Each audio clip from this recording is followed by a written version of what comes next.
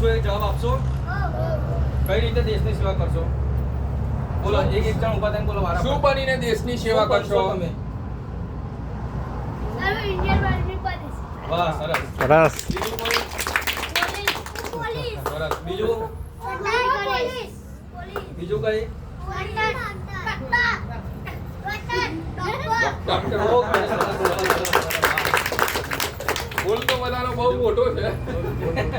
હવે દેશની સેવા કરવી એટલે બધાના પહેલા મગજમાં એવું આવે કે આપણે ઇન્ડિયન આર્મીમાં જઈશું, પોલીસમાં જઈશું, બરાબર. પણ ખરેખર દેશની સેવા એટલે શું છે કે તમે સારું ભણી અને સારી જગ્યાએ નોકરી લાગો, સારી પોસ્ટ મેળવો, એ જ દેશની સેવા છે. કેમ કે તમે સારું ભણ્યા, સારી જગ્યાએ છો તો પહેલાં તો તમારા ઘરનું સારું થવાનું, બીજા નંબરમાં તમારા કુટુંબ આગળ આવશે, ત્રીજા નંબરમાં તમારું ગામ અને ચોથા નંબરમાં તમારો દેશ, તાલુકો છે, જિલ્લો છે, પછી તમારો દેશ, બરાબર. એટલે સારું ભણીને તમે આગળ વધશો એવી એક દેશની સેવા જ છે. તો ભણશો ને બધા? પાક્કો?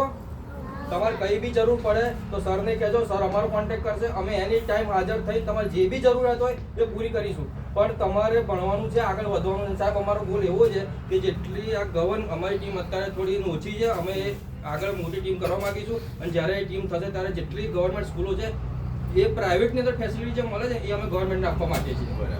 જે સ્કૂલોની અંદર ગ્રાન્ટ આવે ના આવે પણ તો બી અમે અમારા ખર્ચે એ કામ કરવા માંગીએ છીએ, જેથી કરીને ગવર્મેન્ટ સ્કૂલ પ્રાઇવેટ જેવી લાગે અને એ સ્કૂલની અંદર કોઈ બાળકને તકલીફ ના પડે. અને રમતગમત ક્ષેત્રે દરેક બાબતે છે ને છોકરાઓને ખૂબ આગળ લઈ જવા માટે એના માટે જો અમારે સ્પેશિયલ કોચ રાખવાનું થશે તો બી અમે ગવર્મેન્ટ સ્કૂલ માટે એ ટ્રાય કરીશું.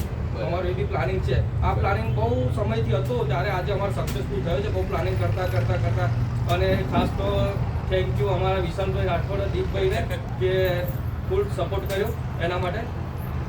બરાબર. ચાલો, બાલવાટિકાવાળા કેટલા છે? બાલવાટિકાવાળા બેટા ઊભા થઈ જાય.